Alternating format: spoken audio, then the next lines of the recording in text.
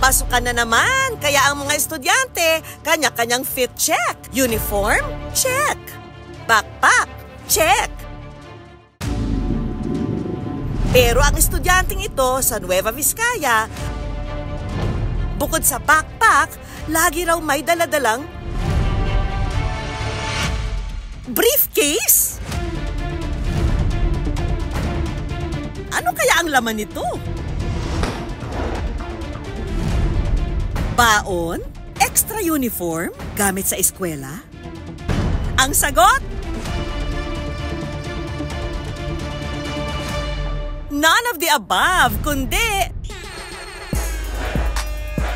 gamit sa barberya.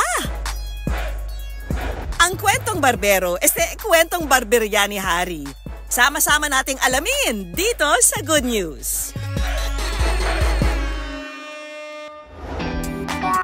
Bata pa lang daw si Harry, madalas na siyang tambay sa barberya ng kanyang magulang. Ito raw kasi ang bumubuhay sa kanilang pamilya noon pa man. Ang tatay ko po ay barbero. Mahigit 20 years na rin po yung barbershop po namin. Pero dahil kailangang mas kumayod, ang kanyang tatay ipinagpatuloy ang pagtatrabaho sa ibang bansa. More than 10 years na rin. Sa barko kasi siya. Kaya ang kanilang barberya, naiwan sa pangangalaga ng kanyang nanay at tito. Dahil ang ina na lang ang nag-aalaga sa kanila rito sa Pilipinas, si Harry, kahit sa mura niyang edad, minabuting tulungan ang pamilya. Saan pa nga ba siya sa sideline, kundi sa kanilang barberya? Nag-start po ako nagbantay sa shop ko nung grade 9 po ako. Tinuruan na lang po ako nung tito ko po. Hanggang si Harry, unti-unti nang minahal ang paggugupit. Ang legacy ng kanyang ama, ipinangakong ipagpapatuloy niya. Tuwing umuwi si papa ko po, gustong-gusto niyang nakikitang nagugupit ako kasi gusto niyang matutong maggupit talaga. Pag walang pasok si Harry, Sabado-Linggo, gugupit siya sa shop. Dahil sa kanya raw passion sa paggugupit, ang sideline niyang ito, dinala niya hanggang sa kanyang eskwelahan. Kung ano po yung mga napag-aralan ko po sa paggugupit, parang gusto ko lang din po ilipat doon. May mga nakikilala naman po ako dahil sa paggugupit. Ayun, nagkakaroon ako ng madaming kaibigan. Ang madalas na customer, ang kanyang mga kaklase at teacher. Natutuwa sila kasi may kaklase silang nagugupit. Yung mga teachers ko po, syempre, di na po nila kailangang pumunta po ng barbershop po sa labas.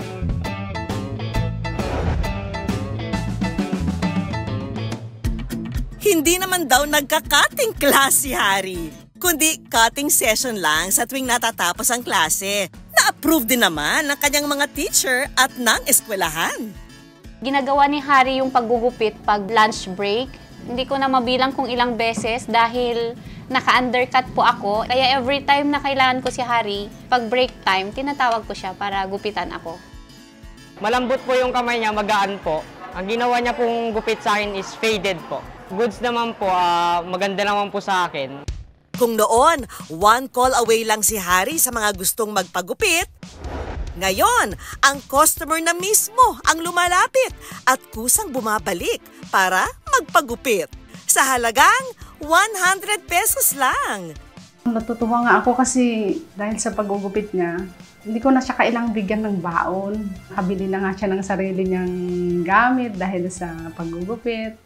Ang kinikita niya rito, iniipon daw niya para makabawas sa gastusin ng kanyang ina. Dahil na nga raw naging malaking tulong sa kanya ang paggugupit, nung nakaraang Teacher's Day, si Harry may regalo sa kanyang mga teacher. Yung Teacher's Day, nagbigay siya ng serbisyo. Marami siyang nagupitan na teacher na libre. Huwag kang magsasawang maggupit. Approved kina ma'am at sir! Sino gusto magpagupit dito? At for today's video, sasampulan tayo ni Harry ng kanyang haircut. At ang mapalad na gugupitan, ang kanyang kaklase na si Kervin.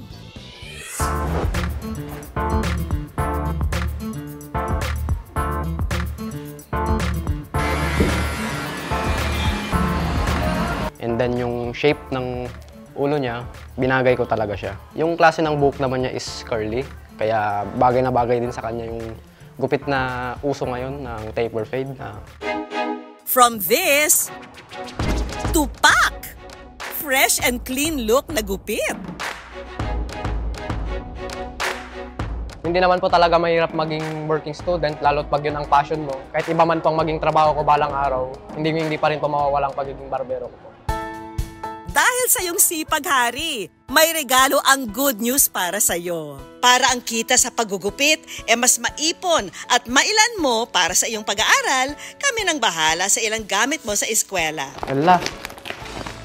Dami naman nito. Ay wow, notebook. May one-all na ako, di na ako iingis sa kaklase ko. Simula ngayon, di na ako hiram ng mga lapis sa mga kaklase ko, tsaka ballpen.